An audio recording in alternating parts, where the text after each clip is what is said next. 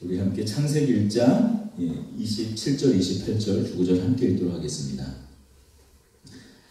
하나님이 자기 형상 곧 하나님의 형상대로 사람을 창조하시되 남자와 여자를 창조하시고 하나님이 그들에게 복을 주시며 하나님이 그들에게 이르시되 생육하고 번성하여 땅에 충만하라. 땅을 정복하라. 바다의 물고기와 하늘의 새와 땅에 움직이는 모든 생물을 다스리라 하시니라. 아멘.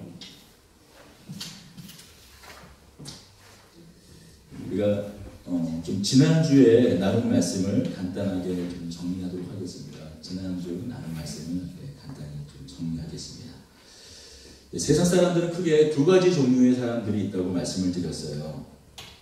두 가지 종류의 세계관을 가지고 있다. 자신이 동의하든 동의하지 않던 암묵적으로 나는 이런 세계관을 가지고 있어라고 직접 말은 하지 않는다고 하더라도 두 가지 세계관을 사람들은 가지고 있어요. 중간은 없습니다. 어느 한편에 서게 돼 있어요. 자, 첫 번째 사람은 어떤 사람들이라고 했죠? 이 세상이 우연하게 만들어졌다라고 믿는 사람들입니다. 언제 시작되는지는 알 수는 없지만 여하튼 이 세상이 우연히 시작되어서 우연히 이렇게 만들어지고 그 대표적인 그 주장이 어떤 건가요? 진화론이죠. 우연하게 진화해서 이렇게 사람까지 이뤘다. 그 존재, 이 세상의 존재와 이유와 목적을 알 수 없다 라고 생각하는 사람들이 있다고 했습니다. 그냥 생각하는 것이 아니라 실제로 전제의 문제고 그것도 일종의 믿음이라고 말씀드렸죠. 또 한 종류의 사람들은 어떤 사람입니까? 이 세상이 어떻게 우연히 있을 수 있느냐. 설사 그 빅뱅이라는 최초의 그 특이점이라는 것이 대폭발을 일으켜서 이 우주가 만들어졌다고 하더라도 아니 그 특이점을 왜 폭발을 했느냐. 그리고 세상에 지금 오늘날의 모습을 보면 다 저마다 각각 사물마다 다 존재와 이유와 그 목적이 있는데 하다못해 이 작고 보잘것없고 이 싼 볼펜조차도 이유와 목적이 있는데 아니 이 세상 이 거대한 우주 이 치밀한 법칙이 존재하는 이 우주가 아무 뜻과 목적이 없이 만들어졌겠느냐? 이 세상은 틀림없이 어떤 초월적인 존재가 분명한 뜻과 목적을 가지고 계획을 가지고 창조했다 라고 생각하는 사람들이 있죠. 하지만 이 생각도 이렇게 신을 인정하는 사람들의 생각도 또 크게 다시는 좁혀 들어가는 두 가지가 있다고 얘기했습니다. 신이 이 세상을 만들었지만 그 신은 이 세상에 직접 개입하거나 소통하지 않는다. 마치 시계공이 시계를 만들고 태압을 감으며 법칙에 의해서 질서정연하게 세상을 운행하는 것뿐이다 라는 생각을 가진 사람과 아니다. 신은 초월적인 신이지만 분명히 자신이 만든 세상에 개입한다. 이 세상 역사를 움직이고 우리가 성경적인 표현으로는 섭리한다. 아니면 그냥 세상에서 흔히 말하는 용어를 한다면 세상을 경영하신다 라고 말하는 사람들이 있습니다. 그리고 그러한 신이 이 땅에 개입한 최고의 사건은 우리 인간과 소통하기 위해서 선택한 그 소통의 극치는 직접 사람이 되어서 우리가 알 수 있는 방법으로 하나님의 뜻과 우리의 존재 의미와 그 목적을 직접 알려주기 위해서 그 신이, 초월적인 신이, 무한하신 신이 유한한 인간으로 오셔서 그렇게 소통하는 신을 믿는 그 종교가 우리 기독교라고 말씀드렸습니다. 그런데 이런 지식을 갖는다고 할지라도 사실 우리의 아주 근원적인 목마름을 다 채워주지 못합니다. 인간은 어떤 깨달음 자체만으로 행복할 수 있는 존재는 아니에요. 왜냐하면 인간은 행복을 추구하는 존재이기 때문이에요. 근원적으로 그 지식과 깨달음이 우리를 다 만족시키지 못해요. 우리는 언제 만족되는가? 우리는 언제 우리의 만족, 우리의 갈망은 해결되는가? 우리가 행복할 때 그것이 만족이 됩니다. 지적인 욕구가 단순히 채워지는 것만으로 인간은 살 수 없다는 것이죠. 그렇다면 여러분의 행복을 어떻게 느끼십니까? 여러분 행복하십니까? 그리고 여러분은 무엇을 가지고 무엇이 만족되면 행복하다고 여기십니까? 다시 앞서서 질문으로 여러분 행복하십니까? 저마다 여기 앉아 계신 분들이 그 행복의 조건이 있을 것입니다. 나는 이런 부분이 해결되면 행복할 것 같아. 그런 마음이 또 그런 조건들이 있을 것이래요. 세상 사람들은 이 네 가지가 만족되고 이 네 가지 추구하는 바가 이루어지면 행복해질 것이라고 말해요. 그게 이 네 가지는 쾌락, 명예, 권력, 재산이라고 합니다. 쾌락, pleasure, 명예, 프레스티지, 권력, 파워, 재산, property. 그래서 이 사피가 만족이 되면 행복하다고 얘기를 해요. 자, 쾌락은 무엇입니까? 쾌락을 여러 가지 말로 정의할 수 있지만 이렇게 정의해 볼 수 있을 것 같아요. 내가 하고 싶은 것을 즐기는 것. 내가 하고 싶은 것을 즐기는 것을 아마 쾌락이라고 할 수 있을 것 같아요. 자, 명예는 무엇인가? 내가 받고 싶은 대접을 받는 것을 명예라고 할 수 있을 거예요. 그 명예, 물론 자신의 이름이 높아지고 자신의 이름이 알려지는 것.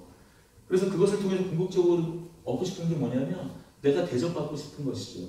내가 받고 싶은 대접을 받는 것이 명예를 할 수 있을 거예요. 그럼 권력은요? 내가 하고 싶은 일을 방해받지 않고 하는 것. 그것이 아마 권력의 가장 중요한 속성일 것 같아요. 재산. 내가 갖고 싶은 것을 가지는 것. 아마 그것이 재산, 돈이 우리에게 줄 수 있는 것일 것입니다. 그럼 한 가지를 좀 살펴보고 싶어요. 자, 쾌락. 내가 즐기고 싶은 것을 즐기는 것. 내가 하고 싶은 것을 즐기는 것. 그것이 만족되면, 그것이 다 이루어지면 과연 여러분 그 쾌락이 만족되면 행복할 수 있을까요? 이 쾌락, 그것은 나쁜 것은 아니죠. 하나님께서 우리에게 어떤 그 감각과 감정을 주신 것은 그것에 선한 기능이 있기 때문이에요. 만약에 전혀 사람이 배고픔을 느끼지 않는다고 한번 생각해 보세요. 그러면 굶잖아요. 그럼 굶지 않겠습니까? 그러면 언젠가 굶어도 전혀 난 불편하지도 않고 불만이 없어. 굶어 죽죠. 그럼 우리가 또 성욕 한번 생각해 보세요. 성욕을 전혀 못 느껴요.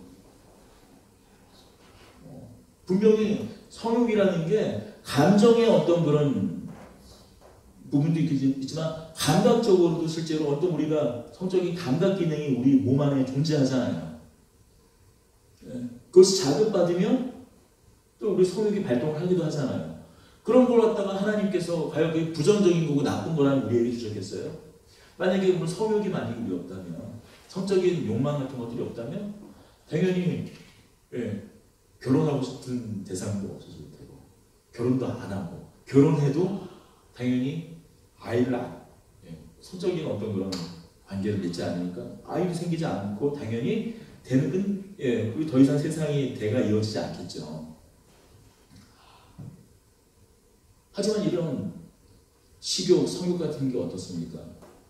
아니 또 우리가 생각하는 수많은 쾌락들이 어떻습니까? 우리 배부르다고 계속 무한정 먹을 수 있습니까?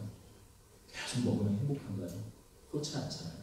또 아무리 먹은 것을, 아무리 맛있는 것을, 세상에서 가장 귀한 그것을 먹는다고 하더라도 먹을 때뿐이지 혹시 자기가 먹은 게 어떤 맛인지 그냥 기억나는 사람 사실 없어요. 다시 그 맛을 먹을 때 그것이 기억나요. 아주 우리의 그런 그 맛에 대한 그 기억은 사실 피상적인 거예요. 표현을 할 수 있다고 하더라도 사실 피상적인 것이죠. 성욕은 어떻습니까? 끊임없이 자신의 성적인 욕망을 만족하려다가 요즘에 일어나는 일들이 어떻습니까? 장자연 사건부터 시작해서 연예인들 중에 자신의 인기를 이용해서 여성들을 희롱하고 동영상까지 찍고 자신의 그런 쾌락을 끊임없이 쫓아가다가 결국 인생의 나락의 그 깊은 곳으로 떨어져 버린 사람들을 지금 우리가 오늘 지금 보고 있지 않습니까? 그렇다면 명예는 어떻습니까? 명예. 많은 사람의 대접을 받지만, 높은 자리에 대접을 받지만, 자기보다 더 높은 지위를 받는 사람 앞에서는 굴복할 수밖에 없는 그 세상 아닙니까? 그렇다고 자신의 명예가 끊임없이 높아지던가요? 그렇지 않잖아요. 그 명예라는 것을, 그 자리라는 것을 잃는 순간에 우리가 금방 세상 사람부터 잊혀지고 벌써 내가 현직에 있을 때와 현직에 은퇴했을 때 다른 것을 우리가 볼 수 있지 않습니까? 권력은 어떻습니까? 참 가슴 아픈 우리나라의 정치 현실을 보면 나이가 지금 전두환 대통령만 하더라도 올해 만으로 88세시더라고요. 올해 우리나라 나이로는 89세, 내년이면 90이세요. 90. 이제 내일 모레 90을 반올림하면 100년을 사신 그 분이신데 이제 그 인생을 다 정리하고 편안하게 여생을 보내셔야 돼. 안식을 취해야 될 그분이 지금 안식을 취하고 있습니까? 아니잖아요. 얼마나 부끄러움을 당하고 있어요. 얼마나 부끄러움을 당하고 있습니까? 그 모든 이유가 무엇입니까? 끊임없이 자신의 권력을 계속 쌓아가다가 무너진 인생을 보고 있지 않습니까? 뭐 그분뿐이겠어요? 바로 우리 지금 영화의 몸이 되신 대통령이 두 분이나 계시잖아요. 한 분은 경보석으로 지금 나왔지만 또 한 분은 지금 여전히 구치소에 계시지 않습니까? 이것이 무엇입니까? 끊임없이 권력을 쫓는 인생을 살았지만 그분들이 지금 행복하실까요? 예. 적어도 이 나라 이 땅에서는 최고의 권력, 최고의 통치권을 가진 그런 무소불위의 권력을 가졌지만 지금 그들이 과연 행복할까요? 행복하지 않아요. 만족한 삶을 살고 있나요? 그렇지 않습니다. 누구도 또한 그들을 행복한 사람이라고 말하지 않을 거예요. 그럼 재산은 어떨까요? 재산. 사실 보면 이 재산이라는 것, 돈이야말로 가장 큰 만족감을 준다라고 우리는 여기고 있어요. 왜냐하면 이 돈만 있으면 쾌락도 살 수 있죠. 명예도 살 수가 있습니다. 권력도 살 수가 있어요. 물론 예전에는 이런 명예나 권력 같은 것들은 세습되어 왔죠. 근데 이제 돈만 있으면 내가 출신이 어떻든 간에 이런 걸 모두 다 가질 수 있어요. 자본주의 사회라는 것이 그렇게 무서운 사회이기도 합니다. 돈만 있으면 이 모든 것이 해결된다. 되는 세상이에요. 그런데 정말 돈만 있으면 모든 것이 해결될까요? 아니죠. 우리가 알고 있는 최고의 재벌 기업이 있습니다. 그냥 1등이에요. 1등 우리가 알고 있는 1등 기업. 어느 기업이라고 말하지 않고 우리가 아는 그 기업. 그 재벌가의 딸이 미국 유학을 가서 자살을 했어요. 5, 6년 전의 일이죠. 그 이유가 무엇입니까? 유학을 가서 평범한 사람을 만난 거예요. 사랑에 빠졌어요.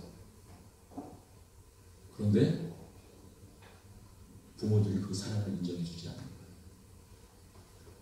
그 기업의 딸은 그냥 공주예요, 공주. 사실 오늘날 왕은 없어졌지만 왕보다도 왕으로 살아가는 사람들이 누굽니까? 요즘에 보면 그 기업은 좀 이름을 일부러 얘기해야 될 것 같아요. 한진가의 그 딸들 봐보세요. 뭐 이게 왕 공주보다 더하죠. 세상이 그런 갑질을 다 받아주잖아요. 옛날에 왕한테나 그런 갑질을, 공주한테나 왕자들한테나 그런 귀족 중에 귀족들한테나 그런 갑질을 받아줬지.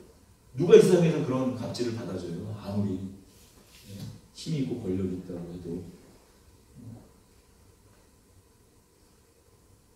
그 재벌가의 딸 역시 그런 돈을 가지고 있는 집안의 딸이었지만 그가 그의 사랑을 이룰 수 있었습니까? 없었어요.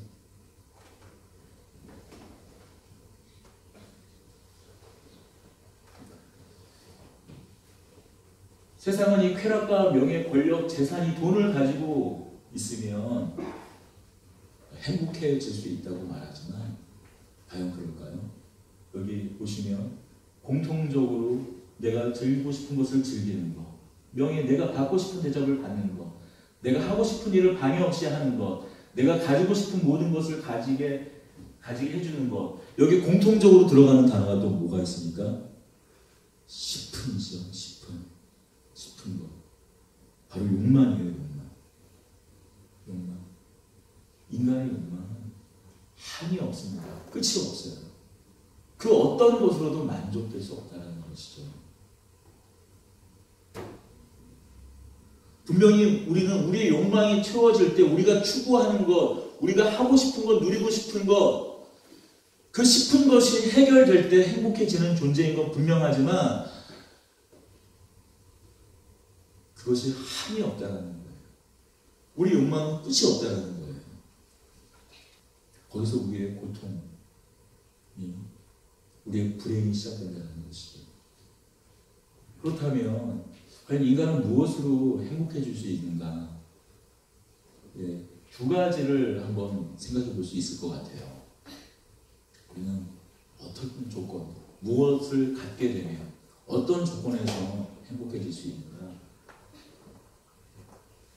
무조건적인 사랑을 받을 때, 먼저는 무조건적인 사랑을 받을 때 인간은 행복해질 수 있다고 저는 생각합니다. 두 번째로 삶의 의미와 우리의 존재 목적, 삶의 목적을 발견할 때 인간은 행복해질 수 있다고 생각을 합니다.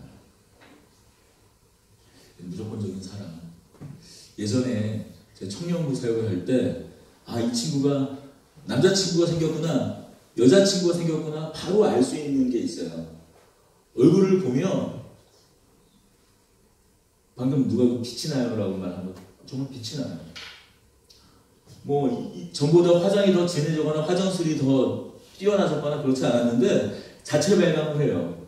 모르겠어요. 저는 많은 심리학자나 정신의학자, 뇌과학자들은 행복하면 그 안에서 엔돌핀, 행복 호르몬이 나와서 그렇게 된다고 하는데 저는 거기까지 잘 모르겠지만 분명한 건 사랑에 빠진 사람을 알 수 있다는 거죠. 남자친구가 생기고 여자친구가 생기죠. 그럴 때 우리 교제할 때 그 이성에게서 사실 어떤 무조건적인 사랑과 헌신을 받잖아요. 하지만 또 헤어졌구나도 바로 알 수 있죠. 더 많이 티가 나죠. 아무리 짙은 화장으로 가리려고 해도 가리지 못합니다. 분명히 무조건적인 사랑, 이것이 분명 갖게 되면 우리가 행복해지는 조건인 것은 너무나 분명합니다. 그러나 그 사랑이라는 것도 하다못해 부부간의 사랑이라는 것도 유효기간이 있다고 하더라고요. 그런데 우리는 하더라고요를 말을 안 해, 이거 알죠? 우리는 경험을 했잖아요. 이 허니문 기간이 6개월, 1년, 길어야 2년 넘어가지 않잖아요. 나머지는 우리가 죄송합니다. 저만 그런가요? 저도 항상 저희 집사람에게 물어봅니다. 그러면 결론은 의리로 사는 의리로 살아가는. 누군가는 정오로 살아가고 의리로 살아가고. 누군 어떤 분은 제가 아는 목사님은 이렇게 대화 나누는데 이런 얘기를 하더라고요. 동지적 관계로 살아간다. 동지적 관계. 그런데 그 말이 또 이해도 돼요.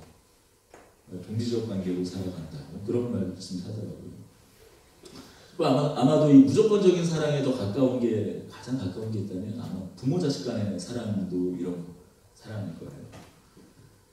하지만 이 부모 자식 간의 사랑도 부모가 자식을 바라다 보면 이게 그 사랑의 기대치가 있고 또 사랑의 방법이 있고 자녀가 부모에게 기대는 바라는 사랑의 방법과 내용이기 때문에 그것이 맞지 않으면 불행하다는 것이죠.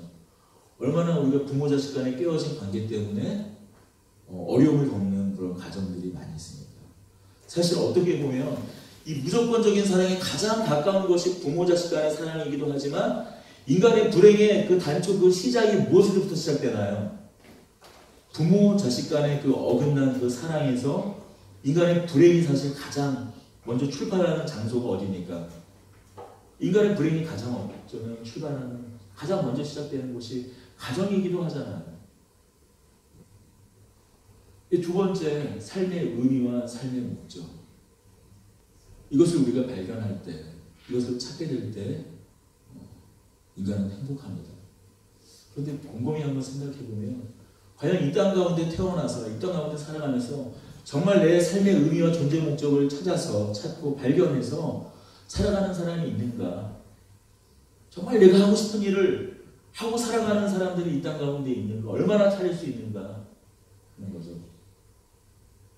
정말 내가 하고 있는 일을 통하여서 삶의 의미와 또 내 자신의 어떤 그런 자존감을 찾고 그것을 성취감을 누리며 일하는 사람은 과연 있는가? 어느 순간 그런 일을 그런 일을 그래서 내 적성에 가장 잘 맞는 일을 시작했다고 하더라도 나중에는 그 모든 것이 덧없어져 버리는 것이 우리의 삶이기도 합니다.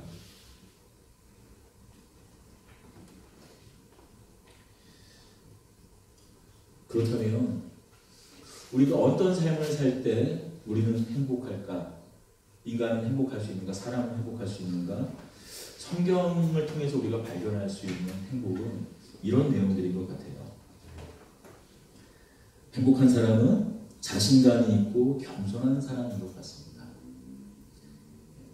자기 자신과의 관계가 바르게 되어 있는 사람, 자기 자신과의 관계 바르게 되어 있는 사람, 자기 자신을 사랑하는 사람, 자기 자신을 사랑하는 사람이 행복한 사람이라고 성경을 전체로 내용을 찾아보면 우리가 알 수 있어요. 두 번째로는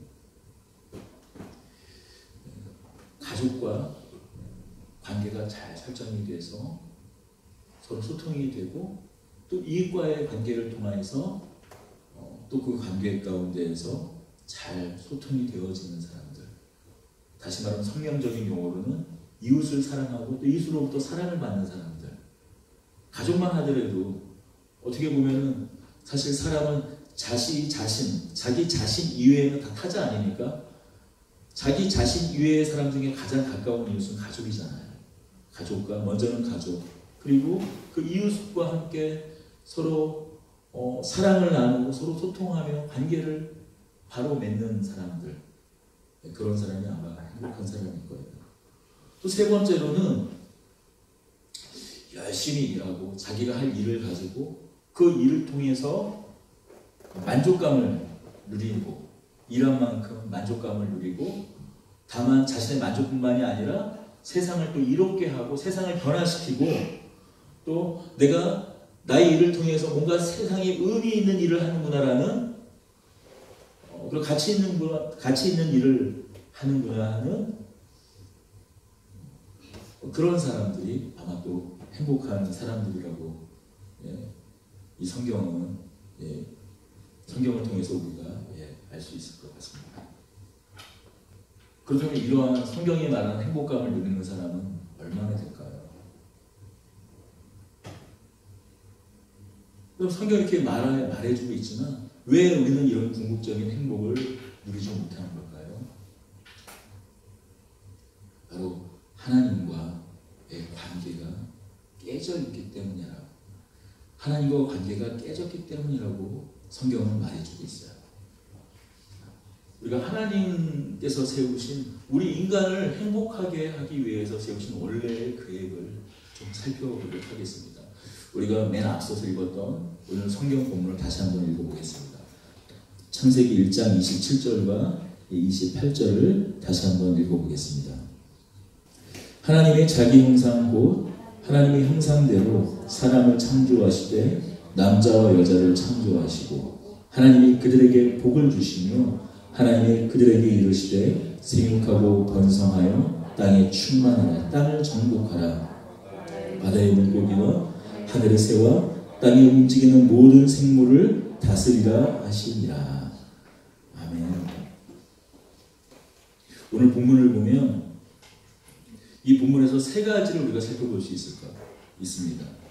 첫 번째로는 우리 인간은 하나님의 형상대로 만들었다고 말씀하세요. 하나님의 형상대로 만들어졌다는 말씀은 어떤 의미입니까? 우리는 존귀한 존재로 만들어졌다는 말씀입니다. 하나님과 같이 존귀한 존재로 하나님께서 창조하셨습니다. 두 번째로는 우리에게 복을 주셨다고 말씀하고 계세요. 행복을 주셨다고 말씀하고 계세요. 그렇다면 이 복은 무엇인가? 이 복의 내용은 무엇인가? 이 행복의 구체적인 내용은 무엇인가? 바로 이 세상에서 생육하고 번성하며 세상을 다스릴 때 우리의 의미, 우리 삶의 이유와 목적을 발견한 우리가 이 세상 가운데 우리의 의미, 우리 삶의 이유와 존재 목적대로 그 사명을 감당하면서 세상을 다스릴 때, 세상을 하나님처럼 존귀한 자로서 세상을 경영해 나갈 때 우리가 행복할 수 있다라고 오늘 본문은 말씀하고 있는 거예요. 그런데 우리가 왜 불행하게 되었습니까? 바로 하나님과의 관계가 깨어졌기 때문에. 우리가 앞서 말씀드린 나와의 관계, 이웃과의 관계, 세상과의 관계가 다 깨어졌다는 거예요. 나와의 관계는 어떻습니까? 하나님과의 관계가 깨지며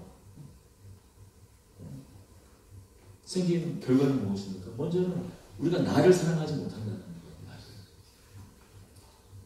거예요. 예, 이 남자와 여자들의 차이가 있더라고요. 여자들은 이 거울을 보고 끊임없이 자신의 그 외모에 대해서 불만을 가져요. 그래서 코를 고쳐요. 코를 고쳐요. 그런데 벌써 이 코를 고치니까 어때요? 뭔가 밸런스가 안 맞잖아요. 이 코에 맞는 밸런스를 눈을 밸런스를 맞추면 눈을 쌍꺼풀수라든지 뭐 찢든지 뭐 이렇게 하지 않습니까? 또 고쳐요. 그랬더니 또 뭐가 또 불만이 생겨요. 턱선이 또 조화롭지가 않은 거예요.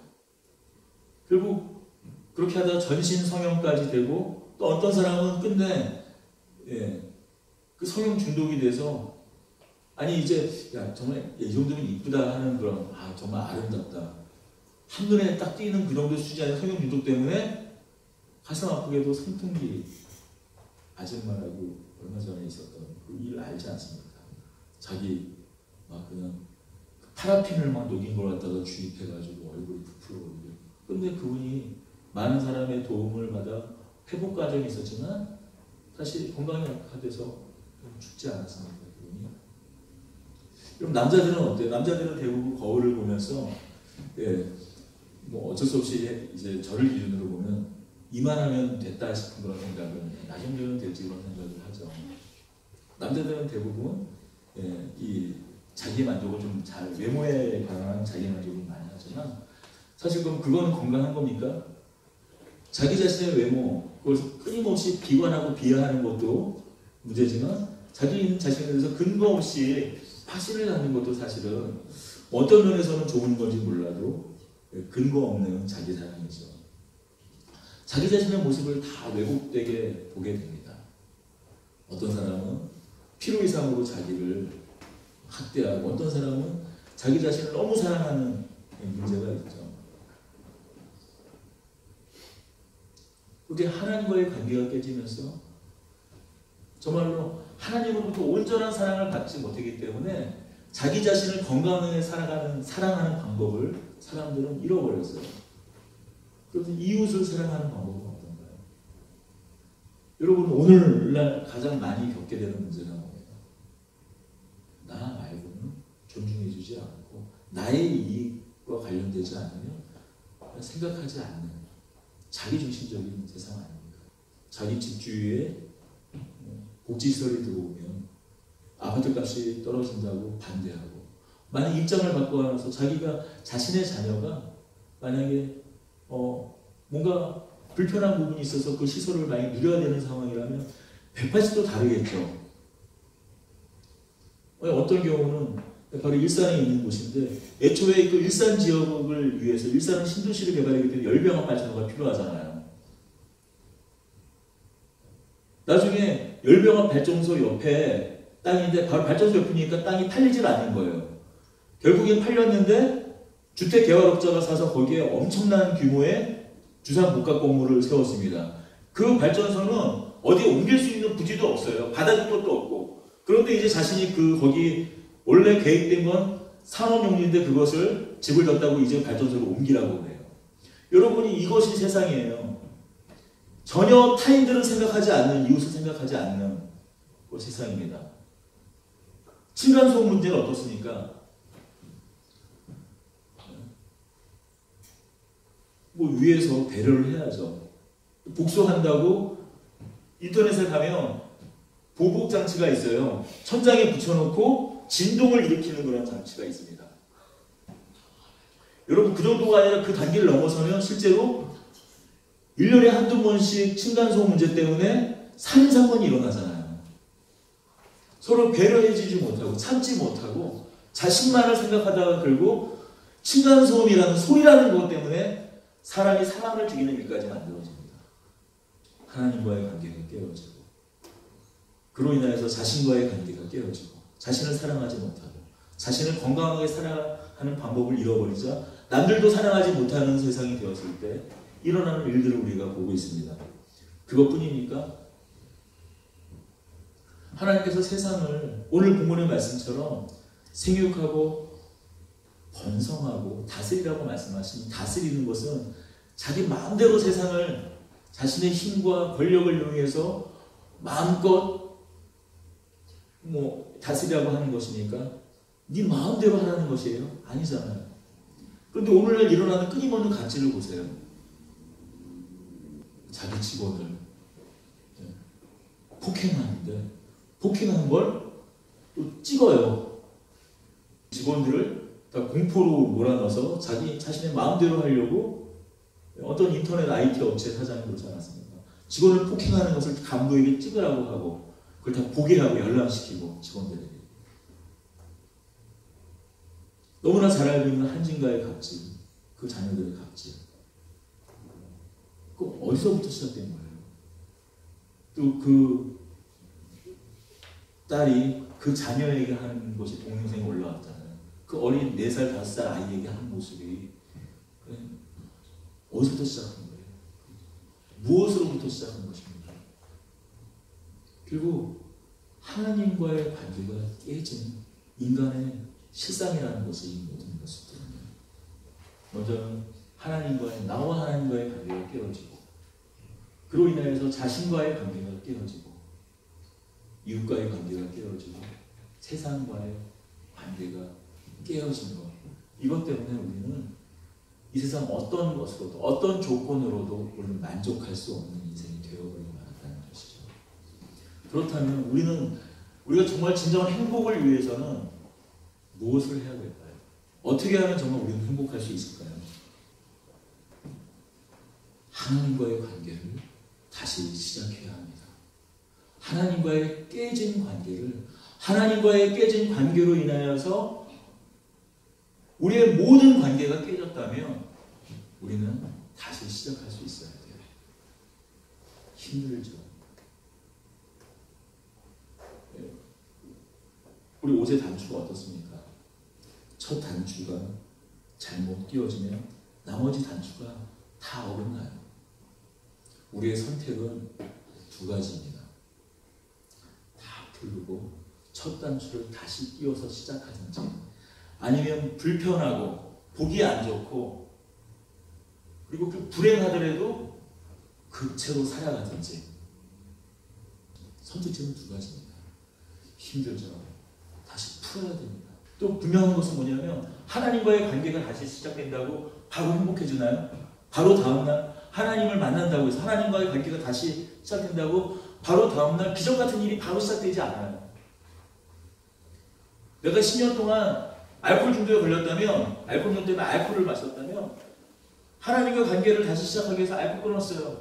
고통은 여전히 존재한다는 거예요.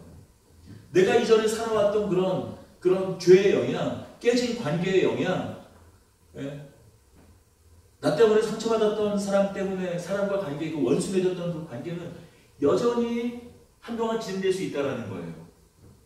아니면 어쩌면 하나님과의 관계를 다시 설정하기 위해서, 다시 맺기 위해서 어쩌면 너무나 좋았던 이전에 죄 가운데에서 깨어진 관계 가운데서 쾌락을 쫓으면서 살아갔던 친구들, 돈과 명예를 쫓아가기 위해서 사귀었던 친구들을, 그런 관계들을 다 정리해야 될 수도 있는 거예요.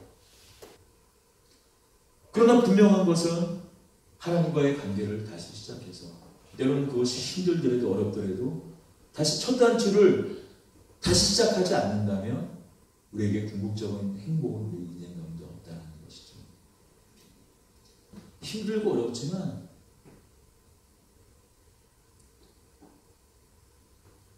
우리는 하나님과의 관계가 다시 시작될 때, 깨어진 관계가 다시 시작될 때, 하나님과에 맡겼던 그런 모든 것들이 다시 소통되기 시작할 때 비록 힘들고 더딜지도 모르지만 어쩌면 그것이 지금 당장은 더 고통스러운 일을 가져다 줄 수 있지만 하나님과 관계를 다시 시작할 때 우리는 근원적인 행복의 첫걸음을 내딛게 됩니다. 오늘 본문이 말씀하신 하나님이 그들에게 복을 주시되 생육하고 번성하고 다스리라고 말씀하신 이 복, 우리 삶의 의미와 존재와 그 목적을 깨달아서 정말 기쁨으로 세상 가운데 하나님께서 원하시는 뜻과 목적에 따라서 나의 삶을 살아갈 때, 하나님께서 주신 그 사명을 감당할 때 우리가 얻는, 누리게 되는 그 복을, 그때의 그 참된 세상 어떤 즐거움과도 비교할 수 없는 쾌락을, 하나님께서 주신 그 뜻과 목적과 의미에 따라 우리가 사명을 감당하며 살아갈 때 세상의 어떤 명예보다도, 그 세상 어떤 사람과도 비교할 수 없는 그런 이 자존감, 자족감, 그 명예를 우리가, 성경이 말하는 그 영광을 누릴 수 있다는 것이죠. 그리고 그런 권세를 우리에게 주신 하나님 아들의 권세라고 말합니다.